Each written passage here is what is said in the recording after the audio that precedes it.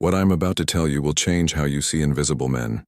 It will change how you think about grief, about love, and about the strange ways grace finds the people who deserve it most. This is the story of a man named Marcus Chen, a man who lost everything, his wife, his savings, his career, and found himself working as a night janitor in a Manhattan office tower, raising a blind 6-year-old boy named Ethan completely alone. But here's what makes this story different from any you've heard before. Marcus didn't know that the building he cleaned every night housed one of the most powerful women in American business. And that woman, a billionaire CEO named Vivian Hayes, didn't know that the janitor pushing his cart past her office at 2 a.m. would teach her something no Harvard MBA ever could. And neither of them knew that a blind child would see what everyone else had missed. This is the story of a man who had nothing, except everything that actually matters. Character attracts grace. It always does. Sometimes it just takes time. And sometimes it takes a child who can't see to show us what we've been blind to all along. Marcus Chen's alarm went off at 3:45 every afternoon. Not morning, afternoon. Because his life had been inverted, turned upside down like everything else since Lisa died. He would wake up in the small Brooklyn apartment, the afternoon light filtering through yellowed blinds, and for exactly 3 seconds, he would forget. He would reach across the bed expecting to find her warmth, her hair splayed across the pillow, her gentle breathing. And then he would remember. Every single day he would remember. Lisa had died 2 years ago. Ovarian cancer. The kind that doesn't announce itself until it's too late. She was 34 years old, and she left behind a husband who loved her beyond words and a 4-year-old son who would never see her face again. Ethan had been born with a rare genetic condition that affected his optic nerves. He'd been able to see shapes and colors for the first 2 years of his life, enough to remember his mother's smile, her dark hair, the way she would lean close to him and whisper stories before bed. But by the time he was 3, the darkness had closed in completely. Now Ethan navigated the world through sound, through touch, through smell, especially smell. The boy had developed an extraordinary sensitivity to scents, the way blind people often compensate by strengthening their other senses. He could tell you what someone had for lunch. He could identify people by their perfume or cologne before they spoke a word. He could smell rain coming hours before the first drop fell. And he remembered his mother's scent, jasmine and vanilla, the lotion she used every night before bed, the perfume she wore on special occasions. 2 years after her death, Ethan still talked about it, still asked if he would ever smell it again. Marcus would hold his son and tell him that Mommy was in heaven now, watching over them. But he couldn't bring himself to say that he had thrown away all her lotions and perfumes 3 months after the funeral. He couldn't bear to smell them. The grief was too sharp, too immediate. Every whiff of jasmine and vanilla was a knife through his chest. Before Lisa died, Marcus had been a promising architect. Not famous, not wealthy, but talented. He'd been 2 years into a partnership track at a mid-sized firm in Manhattan when the diagnosis came. He'd burned through their savings on experimental treatments, on specialists, on anything that promised hope. When she died, he had nothing left. No savings, no job. He'd had to quit to care for her. No family nearby. His parents were in California, Lisa's in Taiwan, and neither could help long-term. What he had was a blind son who needed him, a son who needed stability, routine, and above all, a father who would never, ever give up. So Marcus took the only job he could find that worked with his circumstances. Night janitor at Hayes Tower, a gleaming 60-story office building in Midtown. The hours were 11 p.m. to 7 a.m. It meant he could spend the afternoon and evening with Ethan, put him to bed, and then slip out after the boy was asleep. A neighbor, Mrs. Rodriguez, had agreed to be on call in case of emergencies. She had a key. She checked in on Ethan twice each night. It wasn't the life Marcus had imagined. He'd dreamed of designing buildings, of creating spaces where people would live and work and love. Instead, he cleaned other people's messes in buildings other people designed. But every night as he pushed his cart through the empty corridors, As he emptied trash cans and scrubbed toilets and vacuumed carpets, Marcus reminded himself of the only thing that mattered. Ethan needed him. Ethan was counting on him, and he would not let his son down. If you're watching this right now and you're a single dad, I want you to comment where you're from. Tell me your city. Because I know there are men like Marcus all over the world. Men who've given up their dreams to keep their families afloat. Men who work invisible jobs in the invisible hours, whose sacrifices nobody sees. Let me know where you're watching from. Hayes Tower wasn't just any office building. It was the headquarters of Hayes Global Industries, one of the largest conglomerates in the country. At the top, both literally and figuratively, was Vivian Hayes, the 42-year-old CEO who had taken her father's regional investment firm and transformed it into a diversified empire worth $40 billion. Vivian was the kind of woman who appeared on magazine covers, who testified before Congress, who was mentioned in the same breath as the titans of industry. She was brilliant, ruthless, and legendarily demanding. Her employees called her the Ice Queen, though never to her face. She had been named one of the most powerful women in business 3 years running. But what nobody knew, what Vivian had hidden behind a carefully constructed public persona, was that she was drowning. Not professionally. By every external measure, she was at the peak of her success. But personally, emotionally, she was sinking into a darkness she couldn't escape. 8 months ago, Vivian had discovered something that shattered her world. Her husband of 15 years, a venture capitalist named Richard, had been having an affair. Not just an affair, a double life. He had a woman in London. They had been together for 6 years. They had a child together, a daughter. Vivian had found out when Richard's London phone accidentally synced with their shared cloud account. The divorce was quick and brutal. Vivian had the resources to make it painful for Richard, and she did. She took everything she was entitled to and more. The prenup protected her fortune, and she made sure he walked away with nothing but shame. But revenge didn't heal the wound. If anything, it made it worse. Because now Vivian had to face the truth that had been hiding beneath her marriage all along. She was alone. She had always been alone. She had built an empire of money and power, and it meant nothing. She had no children, no close friends, only subordinates and rivals, no family who understood her. Her father had died years ago, and her mother was lost to dementia in a luxury care facility upstate. Vivian had everything the world said mattered, and she had nothing that actually did. So she worked. She worked 18-hour days, 7 days a week. She came in before dawn and left long after midnight. Her office on the 60th floor became her refuge, the only place where she felt in control, where she could forget about the life that hadn't turned out the way she'd planned. And that's how she first encountered Marcus Chen. Not as a janitor, not as an employee, but as a voice in the empty hallway at 2 a.m, singing softly to himself as he worked. It was a Thursday night, or Friday morning, depending on how you count it, when everything changed. Vivian was working late as usual. She'd sent her assistant home hours ago and was reviewing acquisition documents for a tech company she was considering buying. The numbers blurred. She rubbed her eyes, looked at the clock. 2:14 a.m. She stood up, stretched, and decided to walk to the break room for another cup of coffee. The executive floor was deserted, as it always was at this hour. Her heels clicked on the marble floor. She never wore anything but heels, even at 2 a.m, even when no one was watching. But someone was watching, or rather, listening. As Vivian approached the break room, she heard something that stopped her in her tracks. A voice, singing, low and gentle, barely above a whisper, but clear in the empty silence of the building. It was an old Mandarin lullaby. She recognized it because her grandmother used to sing it. The melody brought back memories of childhood summers in Hong Kong, of sitting on her grandmother's lap, of feeling safe and loved and completely seen. Vivian stood in the hallway, frozen, tears pricking at her eyes. She hadn't thought about her grandmother in years, hadn't allowed herself to feel this kind of vulnerability.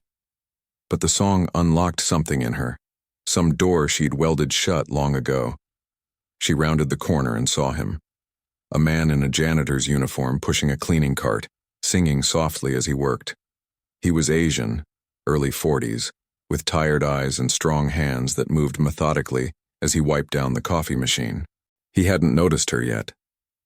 Marcus, though she didn't know his name yet. The song ended, and Marcus looked up. For a moment, their eyes met. He seemed startled. He probably wasn't used to executives wandering the halls at this hour. Most of them were home in their mansions, sleeping in their king-sized beds. But here was Vivian Hayes, CEO of the entire building, standing in the doorway of the break room at 2 a.m, and if he wasn't mistaken, there were tears in her eyes.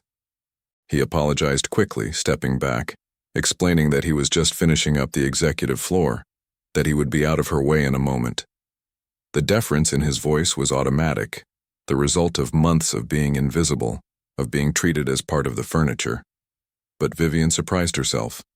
Instead of dismissing him, instead of nodding curtly and walking away, she asked him about the song. Where had he learned it? What did the words mean? Marcus was taken aback. No one had ever asked him anything personal before. Not here. Not in this building where he was just a uniform, a function, a pair of hands that cleaned messes. But something in her voice, the genuine curiosity, the unexpected vulnerability, made him answer. He told her that his mother used to sing it to him when he was a child in San Francisco, that he sang it now for his son every night before bed, that his son was blind, and the song helped him feel safe in the darkness. Vivian didn't know what to say. She had expected a simple answer, maybe that he'd heard it on the radio or learned it in school. She hadn't expected a story that pierced through her defenses like an arrow. A blind child, a father singing lullabies. Something about it hit her in a place she thought had calcified long ago. She thanked him, got her coffee, and returned to her office. But she couldn't focus on the acquisition anymore. She kept thinking about the janitor and his blind son, about a man who sang lullabies at 2 a.m. while cleaning toilets, about what it must cost him to show up night after night for a job that paid barely above minimum wage. And that's when everything started to change, but not in the way you'd expect. Before I tell you what happened next, I want to hear from you. Have you ever done something good that nobody noticed? Have you ever sacrificed something important and had no one acknowledge it? Tell me in the comments, because I think there are more invisible heroes out there than any of us realize.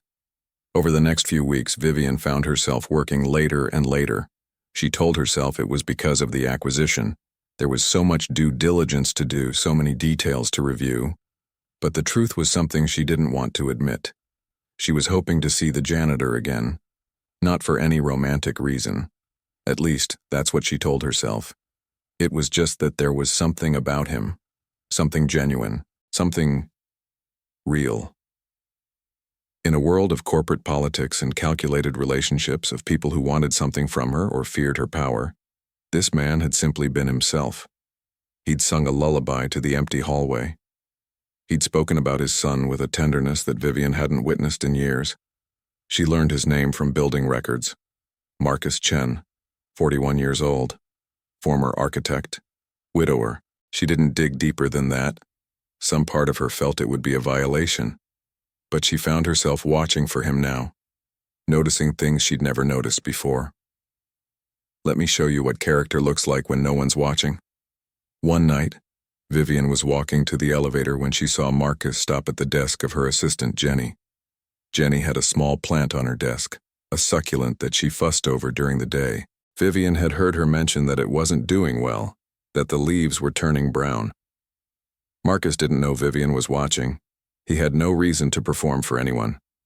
But she saw him examine the plant carefully, feel the soil, shake his head.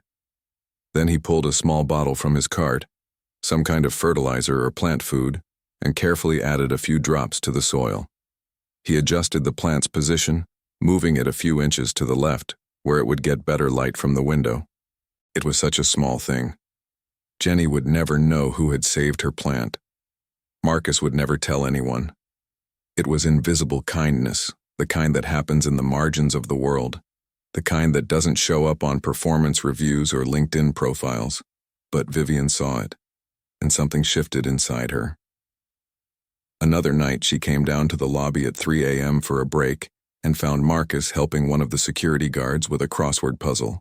The guard, an elderly man named Walter, was working the overnight shift alone. Marcus was supposed to be cleaning the 30th floor, but here he was, sitting with Walter, pointing at the newspaper, both of them laughing about some clue that had stumped them. He was behind on his work. He would have to rush to finish before his shift ended. But he'd stopped to keep a lonely old man company in the middle of the night. The third thing Vivian witnessed was the one that broke something open in her completely. It was a Saturday night, which meant the building was empty except for security and maintenance. Vivian had come in to review contracts. She didn't know how to take days off anymore, and the silence of the empty building was preferable to the silence of her empty penthouse. She was on the 45th floor when she heard voices. Not Marcus's floor. He worked the upper floors on Saturdays, but she followed the sound anyway. Something in the tone made her curious. She found Marcus in one of the conference rooms on his knees, cleaning up what looked like the aftermath of a spill. Coffee maybe, or some kind of sauce. The carpet was stained and he was working on it with brush and cleaner, his movements patient and thorough. But that wasn't what caught her attention. It was the other person in the room.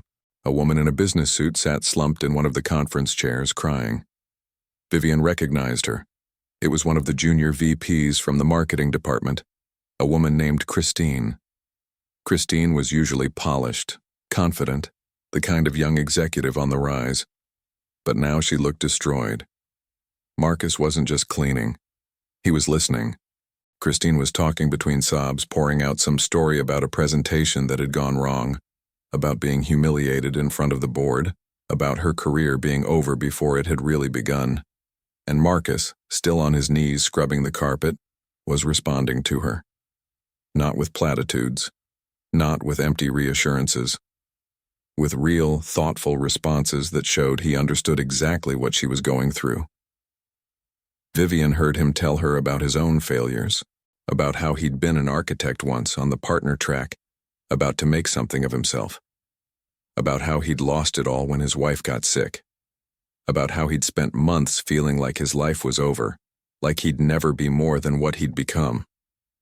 Then she heard him tell Christine something that made her breath catch in her throat. That the worst day of his life wasn't when he lost his career, or even when he lost his wife. It was the day he realized his son would never see his mother's face, and after that, losing a partnership, losing prestige, it just didn't matter anymore. What mattered was getting up every day and being there for the people who needed him. Christine stopped crying. She was staring at Marcus like she was seeing him for the first time. And maybe she was. Maybe she'd never really looked at the janitor before, never wondered about his life, his story, his wisdom. Marcus stood up, the carpet clean now, and he told Christine something that Vivian would never forget. That the universe has a way of rewarding people who don't give up. That character matters more than circumstances. That if she kept showing up, kept being good at what she did, kept being the kind of person who deserved success, then success would find her. Maybe not in the way she expected, but it would find her. Character attracts grace, he said. It always does. Sometimes, it just takes time. Vivian slipped away before either of them could see her. She went back to her office and sat in the darkness for a long time, thinking about a janitor who dispensed wisdom to crying executives at midnight, who saved dying plants for assistants who would never know, who kept lonely security guards company when he should have been working. And she thought about herself, about the empire she'd built, about the people she'd stepped over, the relationships she'd sacrificed, the humanity she'd locked away. She thought about whether anyone would stop to help her if they found her crying in a conference room at 2 a.m. I want to pause here and ask you something. What's the most invisible sacrifice you've made for your family? The thing nobody saw, nobody thanked you for, but you did it anyway because it was the right thing to do? Drop it in the comments. Let's honor the invisible sacrifices that hold our families together. 3 months after that first encounter in the break room, something happened that would test everything Marcus had built. Ethan got sick. It started as a fever. Just a fever, Marcus told himself. Kids get fevers all the time. But this one didn't go away. Days passed. then a week. The fever spiked and fell, and Ethan grew weaker. He stopped eating. He stopped asking Marcus to read him stories. He just lay in bed, hot to the touch, his unseeing eyes open but unfocused. Marcus took him to the doctor. The doctor ran tests. And then the doctor said words that Marcus had hoped he would never hear again. That they needed to see a specialist. That something was wrong with Ethan's blood. That it might be nothing, but it might be something serious. Marcus sat in the clinic holding his son's hand, and for the first time since Lisa died, he felt the ground crumbling beneath him. Not again. Please, God, not again. He couldn't lose Ethan. He couldn't survive it. Ethan was everything. Ethan was the reason he got up in the morning, the reason he pushed through the exhaustion, the reason he sang lullabies at 2 a.m. while scrubbing toilets. The specialist was expensive. The tests were expensive. The possible treatments, if it came to that, would be catastrophically expensive. Marcus had health insurance through his janitor job, barely. But it wouldn't cover what Ethan might need. Not even close. He had already drained his savings once, for Lisa. He had nothing left to drain. Marcus went to work that night in a daze. He pushed his cart through the empty hallways, but his mind was 1,000 miles away. He kept seeing Ethan's face pale against the hospital pillow. He kept hearing the doctor's voice, measured and careful, saying words like concerning and further investigation and we shouldn't jump to conclusions, but he was on the 60th floor, the executive floor, Vivian's floor, when he finally broke. He didn't mean to. He didn't plan it. But he found himself in the supply closet, surrounded by mops and cleaning products, and suddenly he was crying. Sobbing, really. Great heaving sobs that he tried to muffle with his hands but couldn't contain. He had been strong for so long. Strong for Lisa, strong for Ethan, strong for himself. But now, in the darkness of the supply closet, he had nothing left. He was just a man who loved his son and couldn't protect him. A man who had done everything right and still might lose everything. He didn't hear the door open. Didn't notice that someone had found him until a voice spoke in the darkness. A woman's voice. Vivian's voice.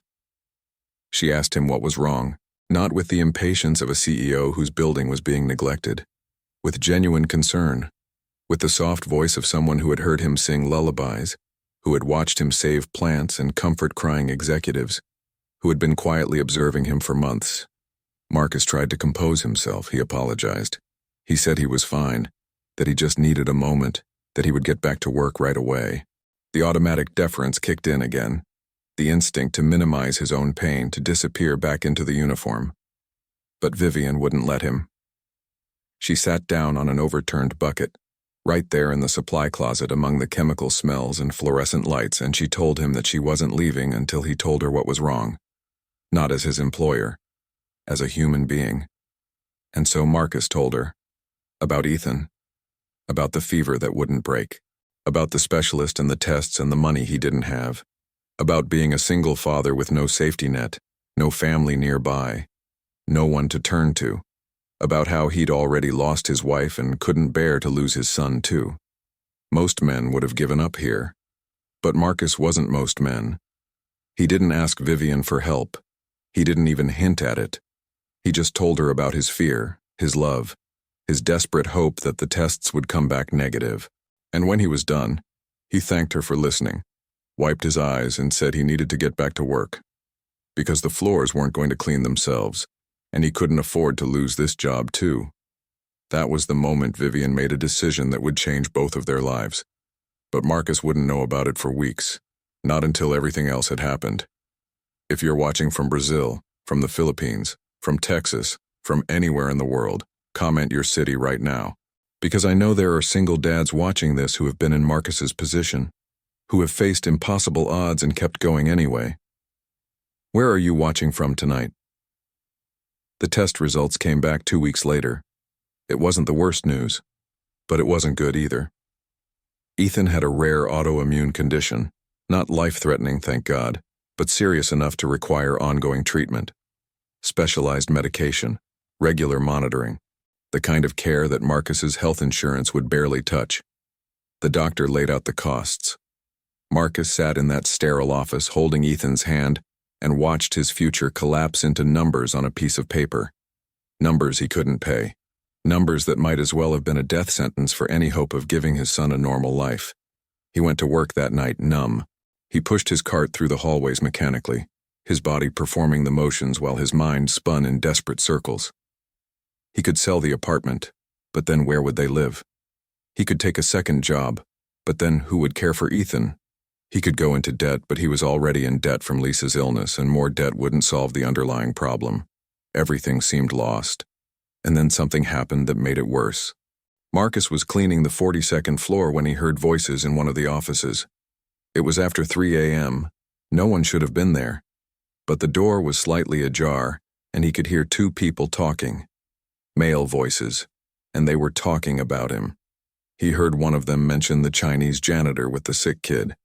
Heard them say something about how Vivian Hayes had been asking questions about him, checking his personnel file, requesting details about his situation.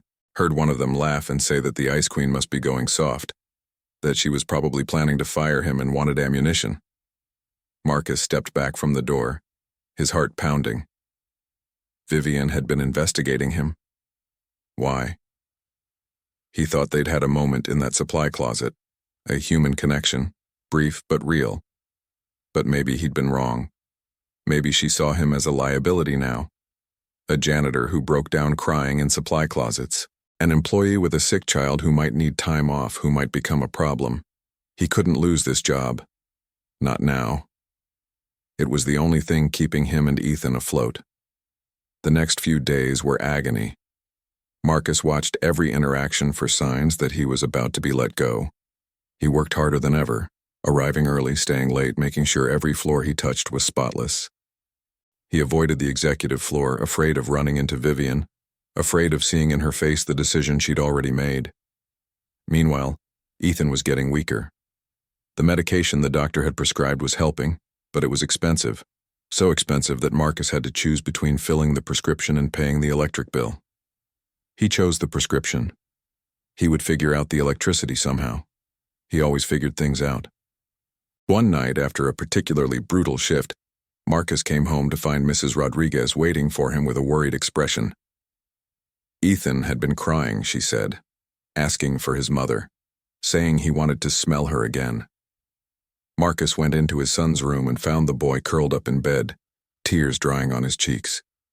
He gathered Ethan into his arms and held him, rocking him gently, humming the old lullaby. And in that moment, in the gray light of early morning, Marcus asked himself the question he'd been avoiding for months. Was being good enough? Did character actually matter in this world?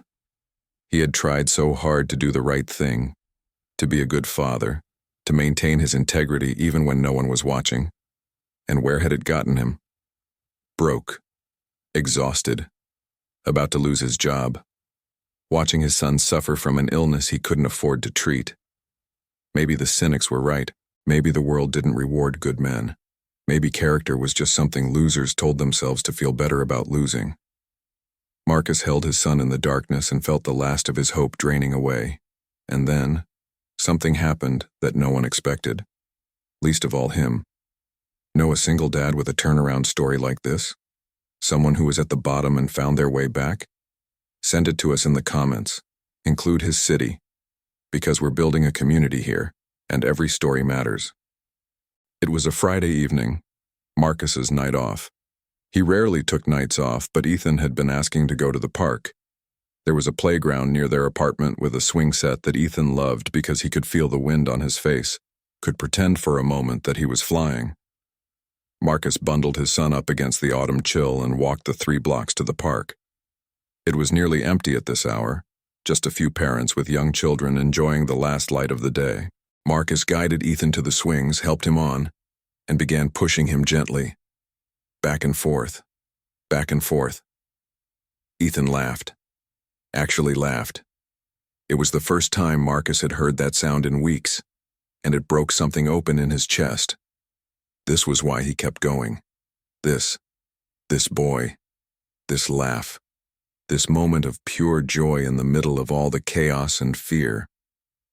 Marcus was so focused on Ethan that he didn't notice the woman sitting on the bench nearby, didn't see her watching them, didn't recognize her until she stood up and walked toward them. Vivian Hayes. Not in her usual power suit and heels, but in jeans and a cashmere sweater, looking almost like a normal person. She stopped a few feet away, hesitant, uncertain, emotions Marcus had never associated with the Ice Queen of Hayes Global Industries. Before Marcus could say anything, before he could worry about what this meant for his job or his future, Ethan spoke. The boy had stopped swinging. His head was tilted to the side, the way it always did when he was concentrating on something. His nostrils flared slightly. And then, in a voice filled with wonder, he said the words that would change everything. He said, "Daddy, she smells like Mommy." Marcus felt the world tilt. He looked at Vivian confused, his heart suddenly racing, and he saw something in her face, a shock of recognition, a dawning understanding, and then something else, something that looked like guilt, like confession. Vivian knelt down so she was at Ethan's level, even though the boy couldn't see her. Her voice was gentle when she spoke. She asked Ethan what his mother smelled like. Ethan answered immediately, the memory as fresh as if Lisa had hugged him yesterday. Jasmine and vanilla. The lotion she used every night, the perfume she wore on special days, the smell that meant safety and love and home. Vivian nodded slowly. Then she looked up at Marcus, and there were tears in her eyes, tears that Vivian Hayes, the Ice Queen, never showed to anyone. She told him the truth. 3 weeks ago, after that night in the supply closet, Vivian had done something she'd never done before. She'd looked into Marcus's situation, not to fire him, but to help him. She'd found out about Lisa, about the cancer, about how Marcus had given up everything to care for his dying wife, and she'd discovered something that took her breath away. Lisa Chen, before she became Lisa Chen, had been Lisa Huang. She'd grown up in Hong Kong, and for 3 years during college, she'd been Vivian's roommate, her best friend, the only person who had ever really known her before she built her walls so high that no one could climb them. They'd lost touch after graduation. Life happened. Careers, relationships, the 1,000 small decisions that pull people apart. Vivian had often wondered what became of Lisa, but she'd never reached out. She'd been too busy building her empire, too focused on becoming powerful enough that no one could ever hurt her again. And now she found out that Lisa was gone, had been gone for 2 years. And her widower, her husband, had been pushing a cleaning cart past Vivian's office every night, singing the same lullabies that Lisa used to hum in their dorm room all those years ago. The perfume, the jasmine and vanilla, had been a gift from Vivian. She'd given it to Lisa during their senior year, a ridiculously expensive bottle that Vivian's father had bought for her. Lisa had loved it so much that she'd worn it ever since, tracked down bottle after bottle of the same scent, made it her signature. And when Vivian learned about Ethan, about how the boy remembered his mother's smell, she had started wearing it again herself, had tracked down the same perfume, long discontinued, found only through collectors, and put it on today. Just in case.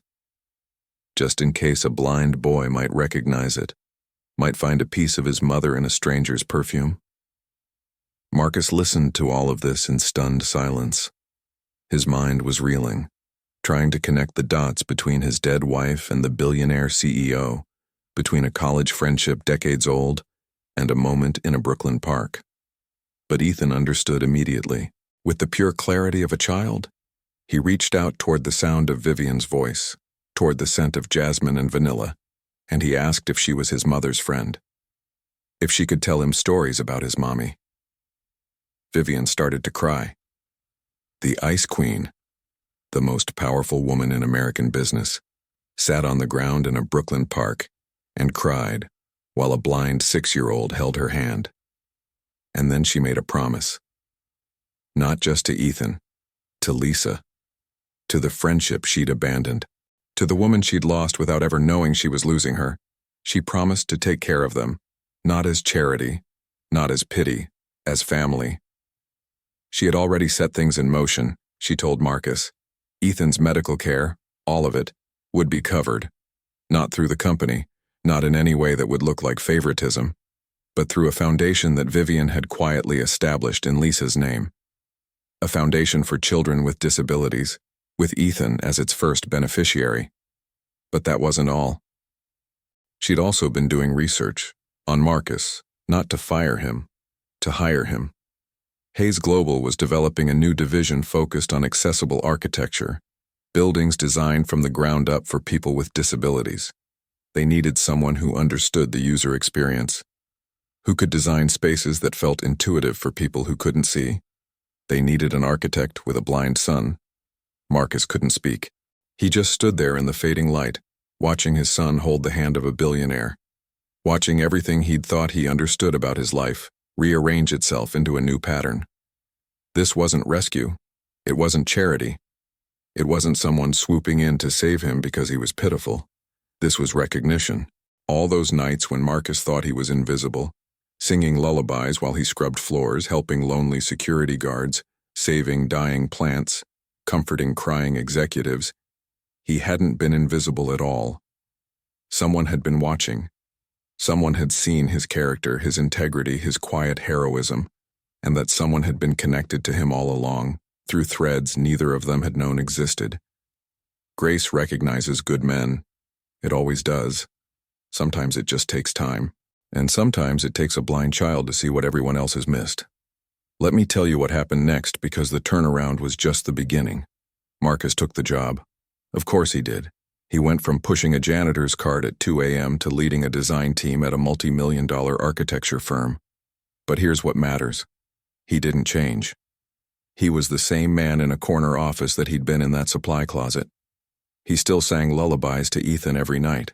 He still helped when he saw someone struggling. He still believed that character mattered more than credentials. Ethan's condition stabilized. With proper treatment, the treatment that Vivian's foundation provided, the boy thrived. He started at a school for the blind, made friends, discovered a talent for music that his father had always suspected was there. And every week, sometimes more, he visited Vivian. She told him stories about his mother, about the pranks they'd pulled in college, about the night Lisa had consoled Vivian through her first heartbreak, about the way Lisa could light up any room she walked into. Through those stories, Lisa came alive again, not as a ghost, but as a real person, flawed and beautiful and loved. And Vivian, the Ice Queen, melted. Not entirely. She was still fierce in the boardroom, still demanding of her executives, still the same driven woman who had built an empire. But she was softer now, more human. She had a family, not by blood, but by choice and by the strange workings of grace. I want you to think about what this story really means, because it's not just about a janitor who got a lucky break. It's about something much bigger. Marcus spent 2 years being invisible, 2 years of sacrifice that no one noticed, 2 years of choosing integrity over self-interest, kindness over cynicism, hope over despair. And in the end, every single one of those invisible choices mattered. They added up. They created a pattern that someone, Vivian, was finally able to see. Your circumstances don't define your character. Your choices do. I know there are single dads watching this right now who feel like Marcus did. Invisible, unappreciated, grinding through days that seem to lead nowhere, working jobs that nobody respects, making sacrifices that nobody acknowledges, raising children in circumstances that nobody would choose. I want you to hear me. Your children see you, even when nobody else does. Your character is shaping them in ways you might not understand for years. The choices you make when no one is watching, those are the choices that matter most. And I want you to hear this too. Character attracts grace. It always does. Sometimes it takes time. Sometimes it takes years. Sometimes it comes in ways you never expected, through coincidences that feel like miracles, through connections you didn't know existed, through people who see you when you thought you were invisible. But it comes. It always comes, because the universe has a way of rewarding people who don't give up, who show up day after day, doing the right thing even when it's hard. who maintain their integrity even when no one's watching. Maybe you're watching this and thinking, that's a nice story, but my situation is different. I'm just trying to survive. I hear you. I do. Survival matters. Putting food on the table matters. Keeping a roof over your children's heads matters. But character isn't something you add once survival is handled. Character is how you survive. It's the choices you make in the margins, in the moments when no one's looking, in the spaces between crisis and relief. Marcus didn't become a person of character after he got the job at Hayes Global. He was always that person. The job just gave the world a chance to see it. So here's my question for you. What would you have done in Marcus's place? When everything seemed lost, when hope was gone, when the cynics seemed to be right, would you have kept going? Would you have kept being good even when good didn't seem to pay? Think about it. Really think. And then ask yourself, what does that tell you about who you are? Let me tell you where Marcus is now. He runs the Accessible Architecture Division at Hayes Global. His team has designed schools, hospitals, and homes that are changing how we think about spaces for people with disabilities. His work has won awards. His designs have been featured in architecture magazines around the world. But that's not what makes him proud. What makes him proud is coming home every night to a son who's thriving, who's learning piano, who's making friends, who still asks him to sing the old lullaby before bed even though he's almost a teenager now. What makes him proud is watching Ethan grow into a person of character, kind, resilient, aware of the struggles of others, quick to help anyone who needs it. Just like his father taught him, just like his mother would have wanted. And yes, Vivian is still in their lives. She's Aunt Vivi now. She comes to Ethan's piano recitals. She has dinner at Marcus's apartment twice a month. She tells stories about Lisa, keeping her memory alive in ways that none of them could have imagined. Did romance develop between Marcus and Vivian? That's a question I get asked often, and I'm going to be honest with you. I don't know. Some stories don't end with romance. Some connections are deeper than that, forged in grief and recognition in the strange ways that love takes shape in this world. What I do know is that both of them are less lonely now. Both of them found family where they thought there was none. Both of them learned that character attracts grace and that grace takes many forms. Marcus didn't have wealth. He didn't have power. He didn't have the connections or the credentials or the lucky breaks that the world tells us we need to succeed. He had something better. He had character, and character attracted grace. He started with nothing, and in the end, he had everything that mattered. If your children could only inherit one thing from you, what would it be? Your money or your integrity? Think about that, because your children are watching, even when you think they're not, even when you think no one is. They're learning from you every day, not just from what you say, but from who you are. The paradox of Marcus's story is that he never tried to attract grace. He never performed goodness for an audience. He never did the right thing expecting a reward. He just was who he was, a father who loved his son, a man of integrity, an invisible hero in a world that often doesn't see heroes at all. And that's exactly why grace found him. Because character isn't something you perform, it's something you are. And the universe has a way of recognizing the real thing. Grace recognizes good men. It always does. Sometimes it just takes time. If this story moved you, share it with a single dad who needs to hear it. We all know someone who's grinding through invisible days, making invisible sacrifices, wondering if anyone sees them. Let them know someone does. Leave me a comment. Where are you watching from? What's your city? I read every single comment, and I want to know where in the world this story is landing. Subscribe to Single Dad Tales because I have more stories of invisible heroes. Men who had nothing except everything that matters. Men who proved that character attracts grace. And if you're a single dad with a turnaround story, your own moment when grace recognized your character, send it to us. Include your city, because we're building something here. A community of good men. A testament to what happens when you don't give up. Character attracts grace. Your story isn't over.